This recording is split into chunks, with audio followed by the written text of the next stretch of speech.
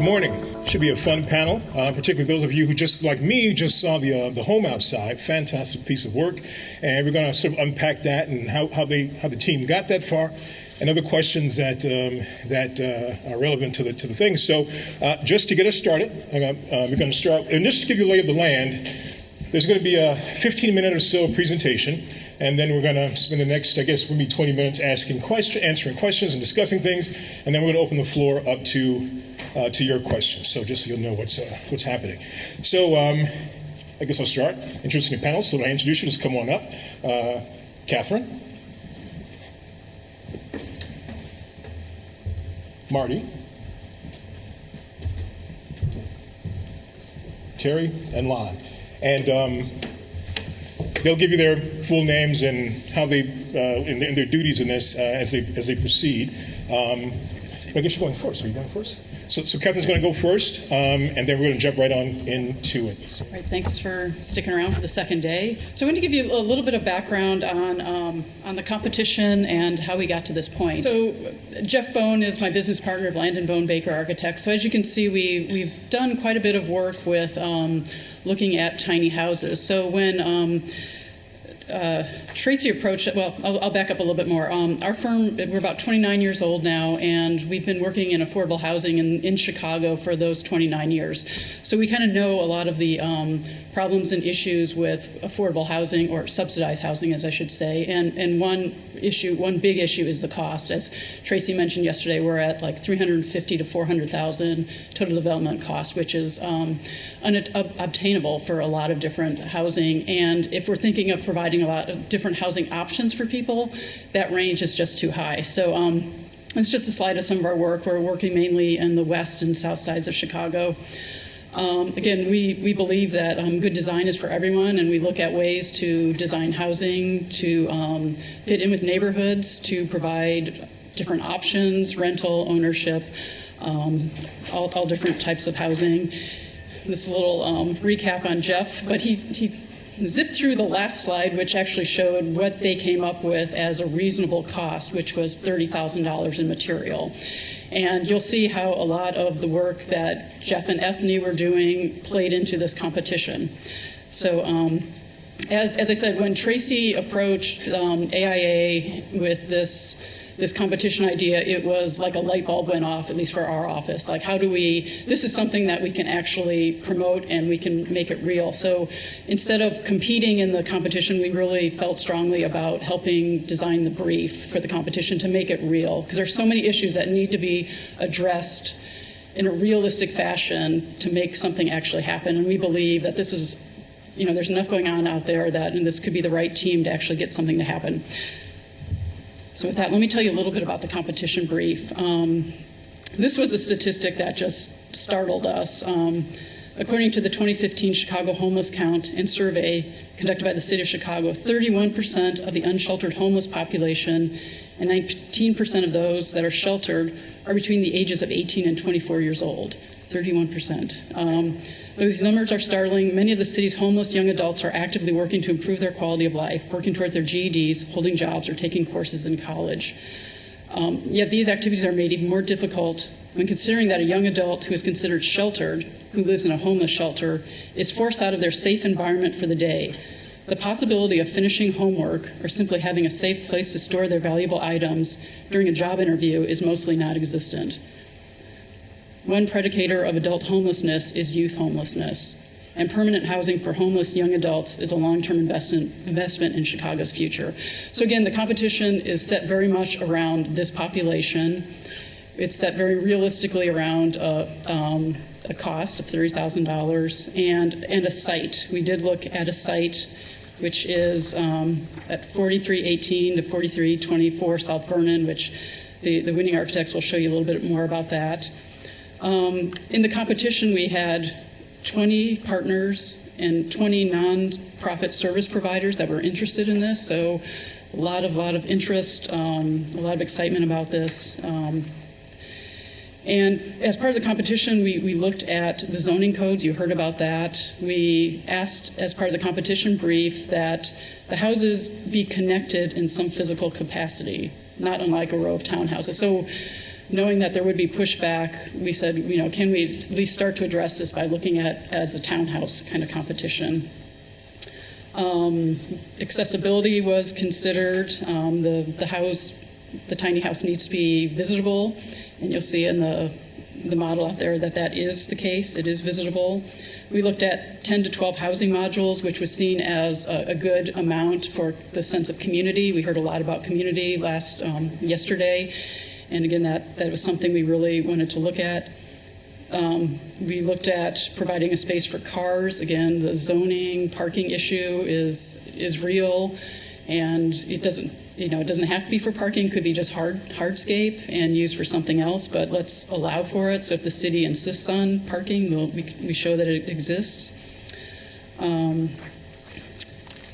And I just want to read the judging criteria. Unlike other architectural competitions, this was not purely based on a design, but based on a holistic concept of what this house should be.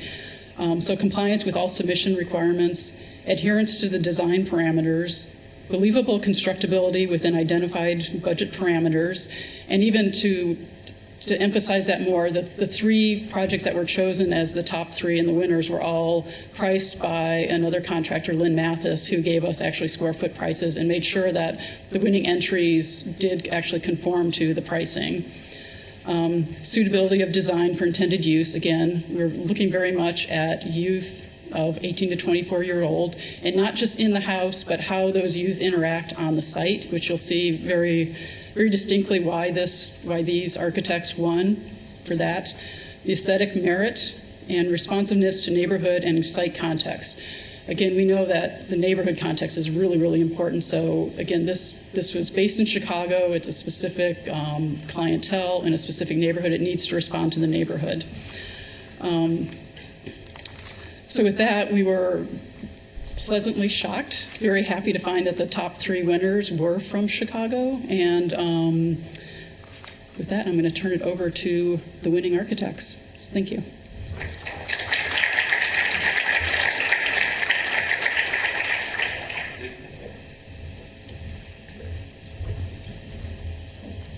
All right, so my name is Marty Sandberg, and along with Terry Howell and Lon Stousland, we designed this entry for the Tiny Homes competition. Quick background on the three of us: yes, we're all architects here in Chicago. We work for a few different firms, but we actually met back as students at the University of Notre Dame a few years ago, so we still look for chances to collaborate on some fun and interesting things. And so when we saw this competition come up in Chicago, our eyes lit up right away. It's not something across the world. It's something we're very familiar with that's right here, especially in a neighborhood that we spend quite a bit of time in.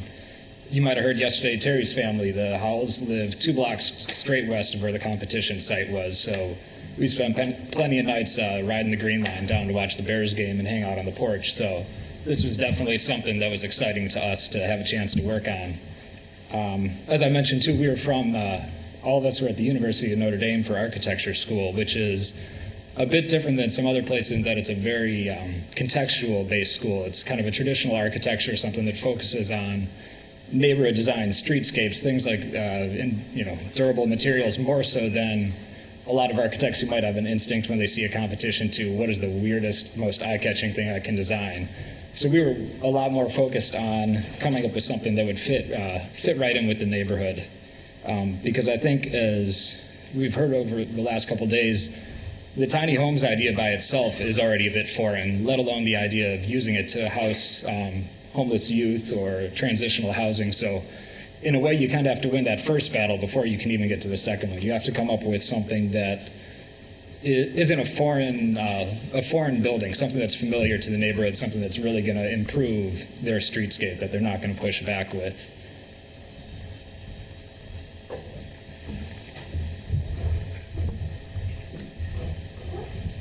So when we were thinking about this, even just conceptually, we thought there were really 2 components that would, really help the success of a development like this. The first of which was easy. It was already done for us, and that's a location that is very close to transit.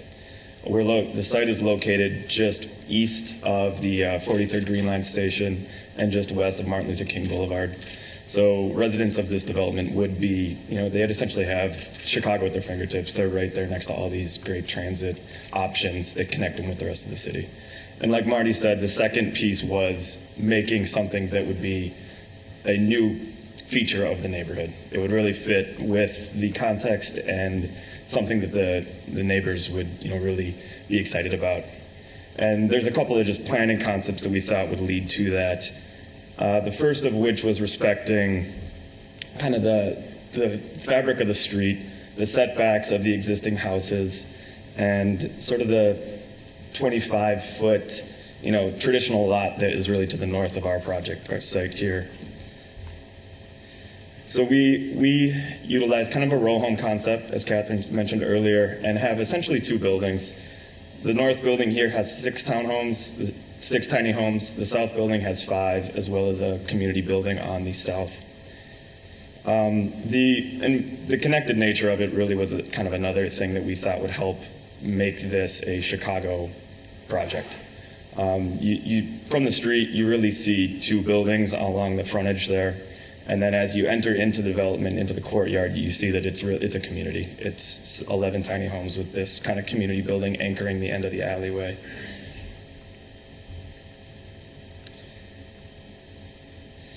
So the kind of next piece that really kind of anchored this within the neighborhood was we wanted to do something that was similar to aesthetically to the rest of the neighborhood. We created kind of this unique building sections, unique building typology, but we wanted it to look similar to the neighbors. We didn't want this to be some foreign alien concept getting plopped at the end of the block. We wanted it to look similar in material, similar in kind of just the features of the buildings. We have brick on the exterior, wood, and breezeways, kind of a porch component that allows for community interaction, but it also is something that we see in row homes, 2 flats throughout the city. So it's kind of using the same kit of parts in a little bit of a different, unique way with a tiny home kind of typology on top of that.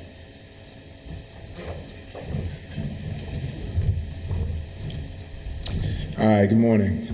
As we kind of move into the unit itself and what we wanted to do with the design, again, cost is a major factor. Alana, Marty kind of already detailed how we got to the size and shape of the building and how it's oriented. The biggest thing I think we tried to do, 2 big moves.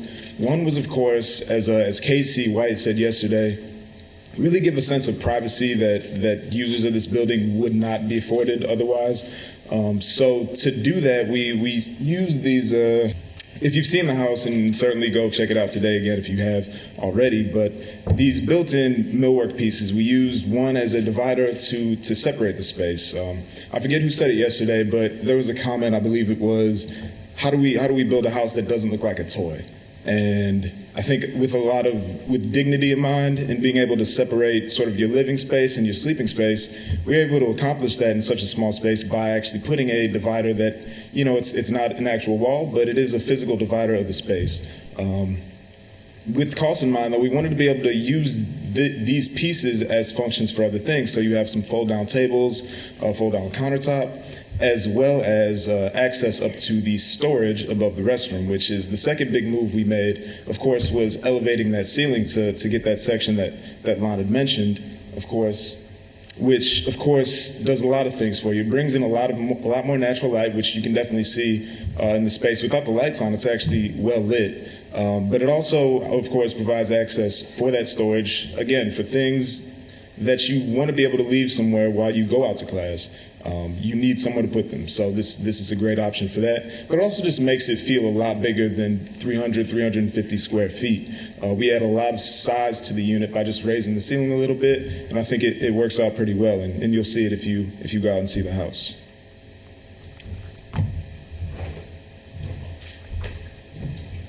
All right, thank you very much.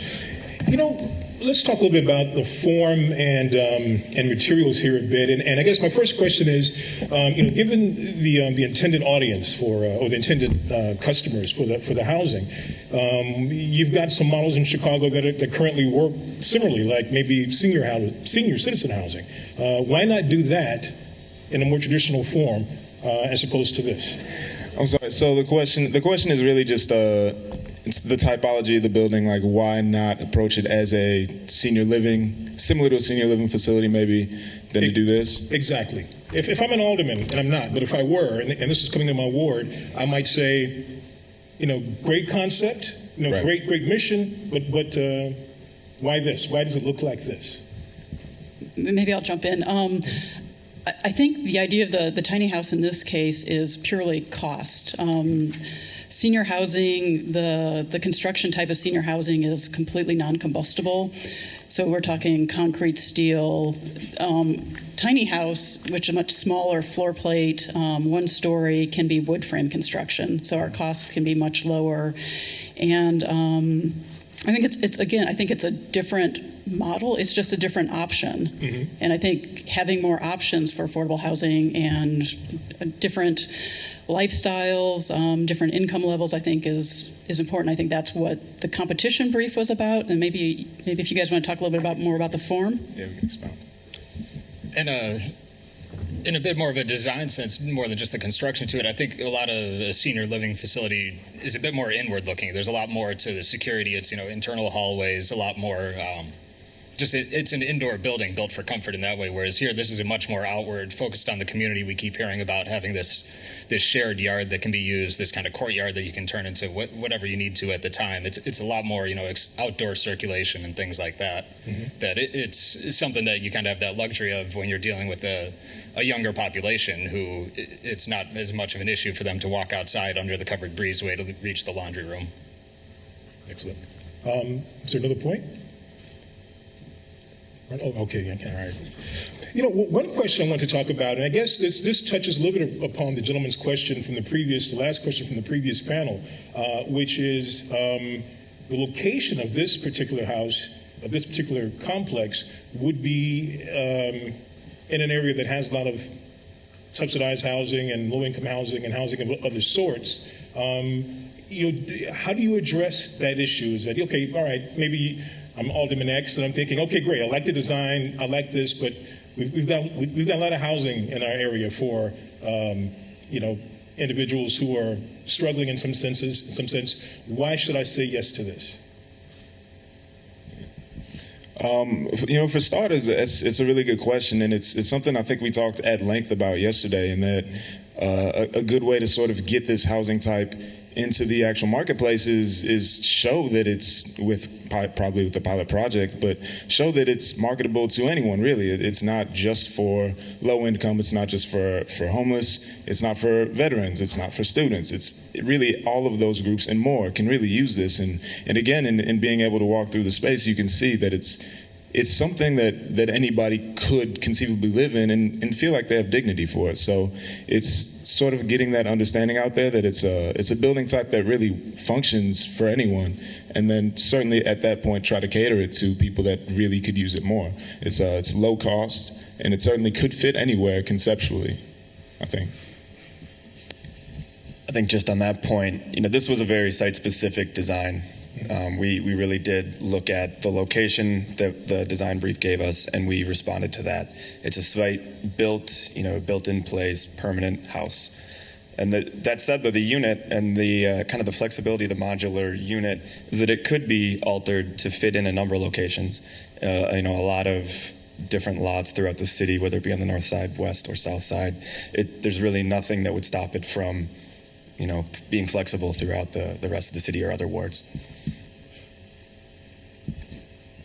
I think the panel yesterday with the younger folks who were kind of talking about what they felt about a secure and a safe living environment was, I don't know, sometimes these projects make the neighborhood feel unsafe, but what about making these kids feel safe? So as opposed to being in a shelter where they're turned out on the street for the day, where they don't know where their belongings are going to go, these kids have all the promise and all the hope for their next phase in life, and yet if we're not allowing them to be the most that they can be, it seems like we're missing a big opportunity. So again, they're not turned out on the street where they're wandering around or loitering during the day, but they have a safe place to go. They're probably studying. Hopefully they're in their unit doing things, or there's community space, as you see by the design. It is somewhat private with a courtyard.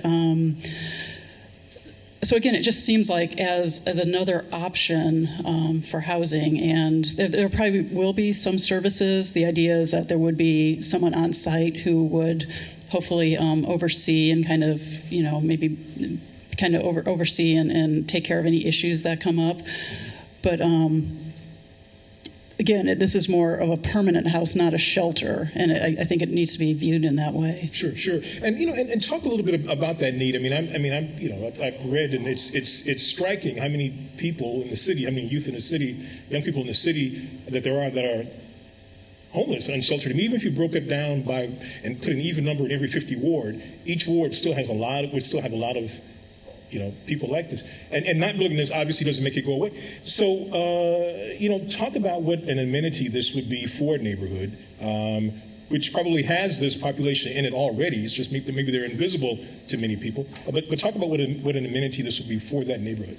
I hate to kind of push away part of the question, but it's in a sense there's sort of a limit to what we're capable of as architects. As you said, this is an issue citywide. Every neighborhood has a problem that they're trying to deal with in the same way, and so I think one of the best things that we can do to contribute to a solution to that is being able to show that, remove some of that stigma to a facility like this, being able to show that this can be something that is definitely an amenity to the neighborhood. This looks better than several of the other buildings as you go up and down the block there, that if it's done right, this can really become kind of a hub of activity on an otherwise pretty quiet street. And it's by creating a design that is just desirable, whether for its residents or for the neighbors, it's one of the best things that we as architects can do to try to contribute to removing some of those barriers.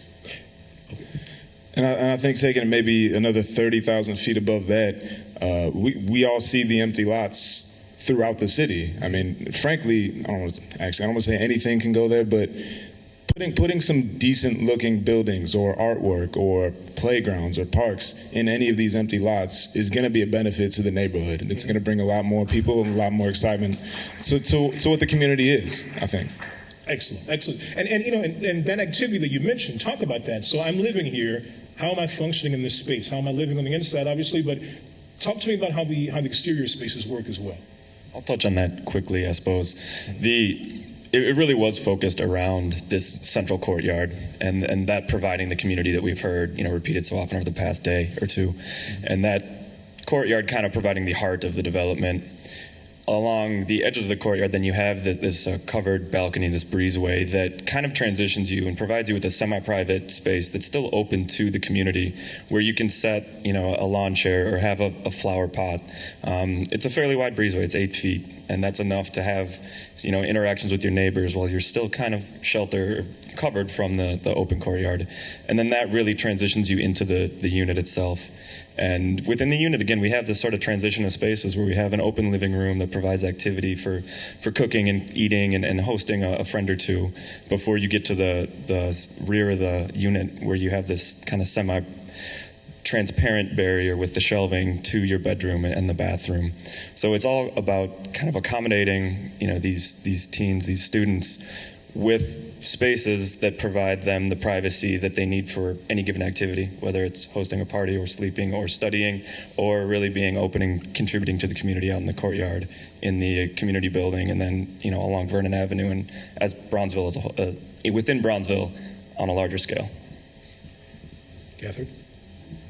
From the competition, the jurors' comments, I'd like to talk a little bit about why this was the winning entry. And a lot of the tiny homes projects are on fringes of communities and cities. In this case, we're embedded in a neighborhood, and that's really critical to be part of a neighborhood. And in Chicago, we understand our neighborhoods. We have front yards, we've got the house, we've got rear yards, and alleys, and where things happen in certain ways, and we understand that, and it's more palatable, I think, to people in the neighborhood. So the jurors really responded to how this set up those concepts. You know what the front yard is, the community center's on the front yard. Maybe it's a little more formal. In their windows, you'll see what's going on. Maybe some of the messier private community aspects happen in that central courtyard. And then off the alley, you'll see there's parking spaces, there's trash. it all works, and it all works in that neighborhood context, which again is really important. In our firm, it's really important for these houses to fit into neighborhoods, and this winning entry really fit into the neighborhood. They really understood how the neighborhood worked and how these houses needed to work in that neighborhood. And so let's go back inside for a second. So we're talking about 335 square feet per unit. Now, in order to achieve that, obviously, you're taking some things from a traditional house, some functions, and you're making them community functions, right? I mean, so tell me, if I think a Chicago bungalow is small, and I don't, I'm just being argumentative here. I live in historic Pullman, so my place is kind of small too, but not. How am I doing this? How am I functioning in this space, and what spaces are made communal that may be not communal the way I currently live, the way we currently live? I mean, 300. I mean, just but 330 square feet can be seen as really tight. It's true. It's definitely smaller than what a lot of us are accustomed to, but it's, in a way, we kind of looked at the functions, and you start to make a differentiation between what's really critical and what isn't so much, even whether it's generational or anything else. A space like this compared to a normal house, you don't need a formal dining room. You don't necessarily need a living room and a family room that are two different things. You can have a kitchen that's much more compact, and a lot of things start to serve dual uses within your space. And so within the unit, we focused on what we had heard are, the truly private areas, that we absolutely need to have a bathroom for every unit, that's something that can't be shared. But a laundry facility or maybe a larger kitchen out in the community room is something that could be shared, that's not necessarily something you need to feel like you have ownership over. Mm-hmm. So being able to kind of trade off between, the needs and some of the shared uses. And talk a little bit more. I mean, just about a few more of those trade-offs. So, the bathroom is still the same as in a conventional house, but but what's different now? Tell me again, just to underscore this a little bit. What functions are different that are now communal that previously may not be? In the communal building that is where there's a shared laundry services, because it would be sort of a waste of space to deal with an in-unit washer dryer for something of this size. There's that area. Each space does have a small kitchen, as you saw in the model unit, but then in the community room would be a place where you could have more of a communal kitchen, kind of a larger. If there is 5 or 6 people cooking dinner all together, you could use that space for, events like that, or if there's a TV for the Bulls game, some of the things where you really do want more of a gathering can happen in kind of this shared living room, and then you have your own space that you can retreat to when you need to. Mm-hmm. And is there something generational happening here? We talked a little bit about this on the phone as we prepped for this, where there's 20 years ago, the idea was the biggest house you can get your hands on is what you wanted, and that was how success was measured. That's how a lot of things were measured. And now there is a lot less of that. There appears to be, what's happening generationally, if there's anything, and tell me how this fits into that larger context, if it does. Yeah, it's a really good point, and that's something I think we've certainly noticed amongst ourselves and our friends. But there's a sort of urge to move sort of into the urban centers, and certainly in Chicago, and we have a lot of friends in New York, of course, that are moving into smaller and smaller places just to be a part of that fabric. You kind of give up some of that space in exchange for being closer to public transit and being able to get around and be somewhere quicker. And not necessarily having that conversation with other generations or trying to understand that relationship. I think within ourselves, we can see like this is a fully functional space. Mm-hmm. You really don't need anything more. And maybe it is just something where people are just starting to understand that and really sense that a little bit more. Indeed. Sort of similar to that, maybe not so much generationally, but just technologically, obviously, we're moving towards kind of a minimalized, technological age where if you have an iPhone or you have a slim laptop computer, you may not need a large TV. You may not need, a whole rack of bookshelves or cookbooks. All of this is essentially in a 3x5 rectangle that you can carry with you, and you just need somewhere to charge it at night. Mm-hmm. So I wouldn't call it generational. Obviously, there are some components of that, but I think just the age we live in now, you can do a lot more with less space. Mm-hmm. Mm-hmm. It is a striking shift. I'm 50, right? And so if when I was a kid, want a big ass TV, and then you needed a room for that TV, and then and now I find that my TV sits in a corner, and I watch movies on either the phone or the computer. It is striking, and how that affects the way we live, and also the car thing. And I talk about that. I think you mentioned, or maybe I'm confusing with Jeff's, but was there car sharing mentioned here, or what's happening car wise? We didn't mention anything specific about car sharing here. Obviously, it would be a possibility, but I would have to imagine. Personally, I have a Zipcar membership. I haven't owned a car since I moved to Chicago 6 years ago, and I have no problem with it. I similarly to this live 2 blocks away from a train station, and that takes care of just about everything. And I would imagine here, even if we don't have that on site, somewhere we're at the corner of 43rd and King Drive, there is all kinds of transit options that can get you in and out of the center, get you to the airports. It's something where it's almost more of a hassle, especially, and that may be more of a generational thing than even the size, is that I would say more of our friends that don't own a car than do, and that's just kind of the way that things work in terms of some of these other options that we have now that are much more convenient than they may have been a few years ago. Indeed. And I'm going to open the floor up to questions. There's probably another 5 or 6 minutes or so. 10 minutes. 10 minutes. All right. 10 minutes left for the whole thing, or? We'll talk. Oh, 12. Okay, in that case, I'll open up the questions a lot sooner, but not now. Hold on. But I do want to at least ask 2 sort of nitty-gritty questions. Some of them were hinted at or talked about when I walked in when Jeff was talking, which is, how do you get a thing like this built in the city of Chicago, given zoning, given building code, given the things that structurally can sometimes stand in the way of good ideas? I mean, that's me saying that, not you, but how do you get it done?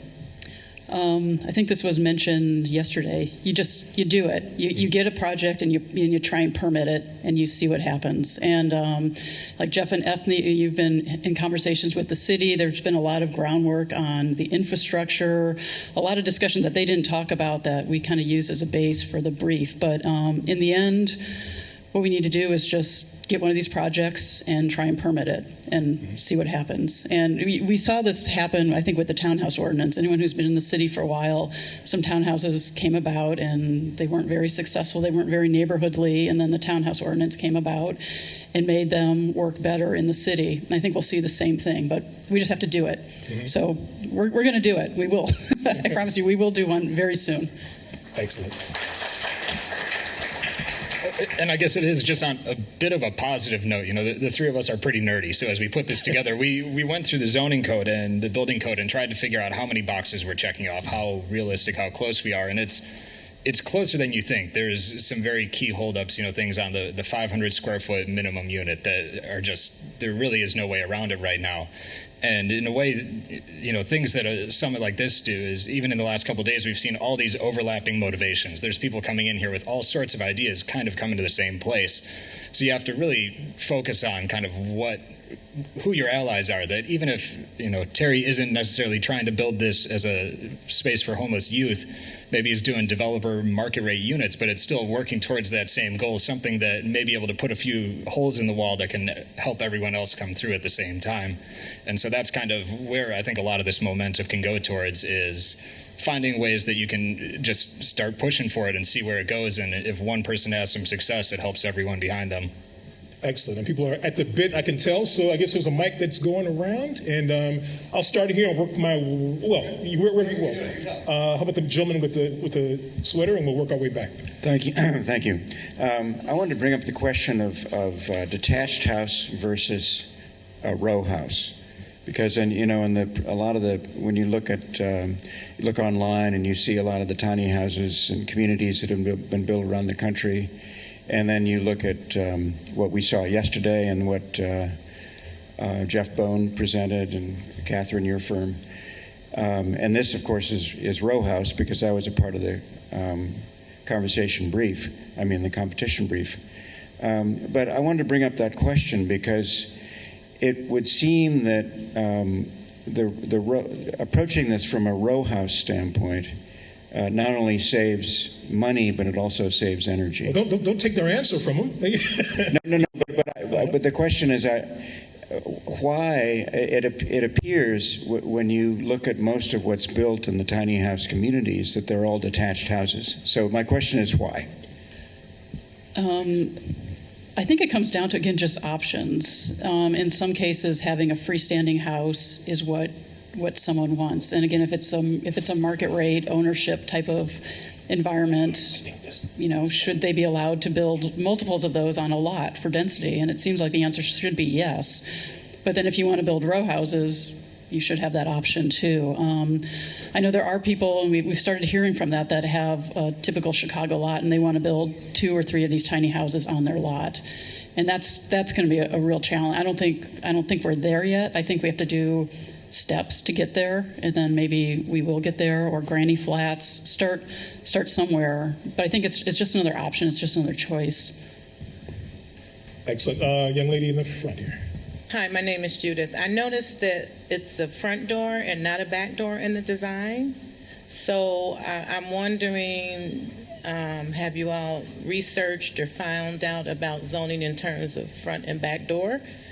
And also security, bars, and those type of things. So I'm just kind of thinking about Chicago culture and neighborhood safety and current zoning, and have you all come upon those type of questions? Thank you. I could touch on the security at least just quickly, separate from zoning and code compliance. The design does have, a front door obviously without the back door, because there should only be an entryway through the secured entry at the front of the development. So in that sense, we are securing the residents within this area, when the gate is locked. From there, if it's something where it's in a neighborhood where bars need to be put on that rear window, I think that's a further discussion that needs to be had, and it's more site-specific maybe. But in terms of security, I guess that's kind of the decision we made with the front door and to secure the courtyard. And even just a bit more on the site itself, that was something at one point we considered doing this in more of a U shape, and we consciously went back to the idea of being able to see clear through the site so that you do have just that kind of eyes on the street safety, some visibility from the alleyway to the street front, to where all of this feels like it's a bit more communal rather than there's no blind corners so much. And then just from a code point of view, the amount of doors will depend on the size of the unit. So in this case, there's only one door required. And then Chicago Building Code is different than the International Building Code in that windows are not seen as exits, doors are exits. So if you put bars on windows in Chicago, it's actually allowable.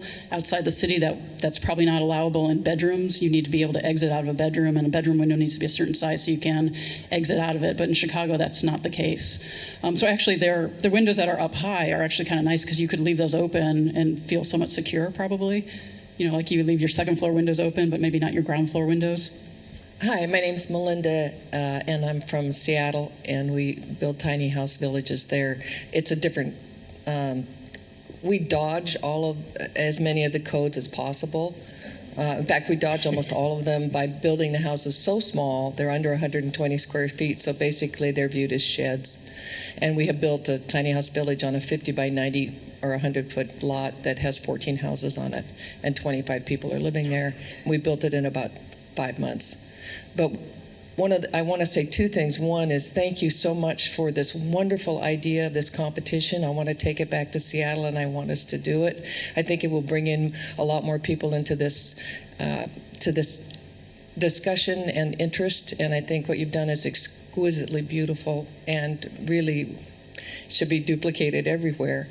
And also to invite anyone who is interested in coming to Seattle to see what is happening there, please contact the Low Income Housing Institute. I apologize for this not being a question. I know this is wrong. I'm terribly sorry, but I wanted to say how wonderful I think this is and how grateful I am to be able to come back here and see the great work that's happening here. Excellent. And I want to switch to the lady in maroon or brown. I can't quite tell. And I want to see. I want you to teach us how you dodge city inspectors. That's the thing I want. No. I'm joking. She's doing it now. She's dodging right now. Hi, I'm Jenny Breyer. I'm the chair of Gender and Women's Studies here at UIC. So thank you all for being here on campus. It's really special, and it follows up on work that folks have been doing here around queer issues and homelessness for a long time, and I think this is a perfect culmination to the work that has happened. I actually wanted to ask a very simple question, which is about the interior of the space. I talked with you guys yesterday. I went and saw the site, and it's a twin bed. And I'm wondering if you could talk a little bit about what that decision, whether it's just about size or about something else, because it seems to me that part of what is so fascinating to me about tiny homes, as opposed to this dream home, whatever it is, or even other forms of housing that have been produced, I'm thinking now of public housing and what it says about the family, is that tiny homes seem to me to be designed potentially for single people, but I wonder how you think about single people's sex lives and their intimate, and I mean, that's sort of an important question, I think, that has to be asked. I know you're from Notre Dame, so I don't mean like whatever, but I'm just saying, I feel like it needs to be on the table that the reality is that these people have intimate lives that they need to live out. That's a good question. You want to address, Terry? You took a long straw on that one, brother. Let me tell you. I was just holding the mic. No, it's a really valid point. For the competition itself, the design brief is for a single inhabitant. So it was just a simple decision we made before we even started design. Frankly, there was going to be one single twin bed. Though speaking of this house model, since it's not something that's necessarily built on a trailer, it is expandable. And frankly, adding a couple more feet to the side of the wall, I mean, you could fit a bigger bed pretty easily. Yeah. Even right now, I think we have a small twin bed in there. It's not hard to imagine, a double or something slightly larger. It'll take away a little bit of your floor space, but it fits. The flexibility of the unit too is that that living space could always have a convertible couch bed. We have the storage loft that could always be potentially utilized as a sleeping loft with a couple safety features were added. There's definitely the potential for more than one, potentially more than two people if you have a small child, or more people to live in this unit, and it feels much larger than the 300 square feet. It can accommodate much more than just the one person that the true design competition was kind of referencing. Okay, first I'd like to say I'm not against homeless living in the community where I live. And I think it's a functional design. I like it. The question is, who are you going to put in? Are you going to put sex offenders or criminals? That is my concern. And what I'm looking at here is not what the gentleman over there presented. I'm seeing two different designs. Right. And why is that? If this is the winning design, why am I seeing a different design that they're presenting in their presentation? I think, again, it's all about options. In this case, this was for a very specific user, youth from 18 to 24. And actually, during the judging, there was another entry that had much larger backyards, and that was seen as not something that could be monitored. And it was seen as, from people who have a lot of experience in dealing with 18 to 24-year-olds, it was seen as a bit of a risk that there was a little bit too much backspace that wasn't monitored. I think this competition is a very specific site, a budget, and a clientele. And what Ethni's project is another very different site, a different clientele, and different services. But it's townhouse, detached. It's all about options and how do we get there? How do we house? We have a huge housing problem in the city, and building $350,000 to $400,000 units isn't going to solve it. So we need to think creatively throughout and find options that work in the neighborhoods where they're being built.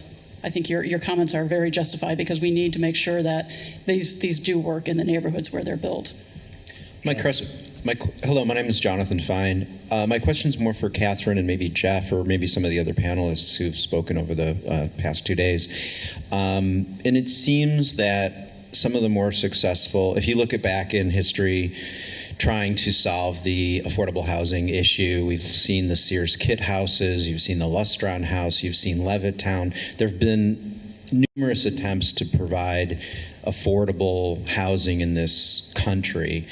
And one of the things that I haven't really heard a lot about in the last 2 days is factory-built housing. And these units are ideal for building in a factory, putting on the back of a truck, and dropping them onto their site.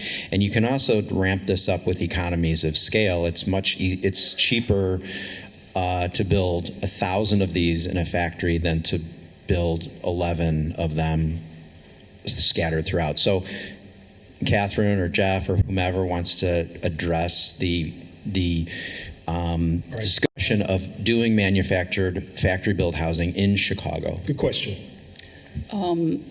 Yeah, I agree, and I think we're not there yet with the way buildings are permitted and unions and site inspections. I think someone said yesterday, we have them out there. They're all out there. We just need to find the sites to put them on and get the acceptance.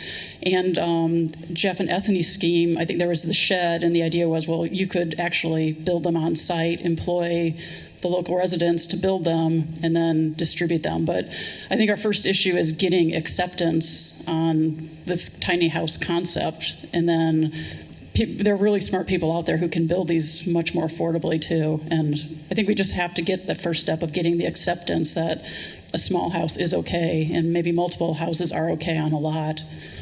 All right, our last question to the gentleman here. Hi, my name is Keith. This ties into exactly what Jonathan was just asking. We've heard the word sustainability tossed around quite a bit today and yesterday, and I think that the word sustainability means different things to different people, and it certainly that word feels as good coming out of my mouth as it does anybody else's. And with Chicago and the different markets and the different micro real estate markets in Chicago, and tying into sustainability, are these movable? So, for the neighborhood that you're planning them in right now, and as that neighborhood ebbs and flows with population shifts and market values and vacant lots and infill and things like that, in 5 years or 10 years, can these homes be moved to a different location? What our firm has experienced in 29 years of affordable, subsidized housing, I have to keep putting that in quotations, is that we've seen programs like this in the city. New Homes for Chicago was an affordable solution to a single-family house, and it was a 3-bedroom house. So the first person who got that house got it at a subsidy, and it was affordable. 5 years later, when they decided to sell it, they made a profit, and then the house becomes market value. Now it's no longer affordable. If you build small, they always stay affordable. So you could move them around, but keeping smaller houses in various neighborhoods, it's like the idea of having an apartment building in a neighborhood with single-family houses. You're going to have a different level of economy, a different type of person living in a 1-bedroom apartment than a 3-bedroom family house. So I think keeping small units distributed throughout the neighborhoods actually keeps affordability distributed throughout the city, and I think that's a goal. And the competition wasn't about moving them around, but again, in a different situation, maybe they do move, but in this case, it wasn't intended to. Excellent. I think we're out of time. So let's give our panel a great big hand.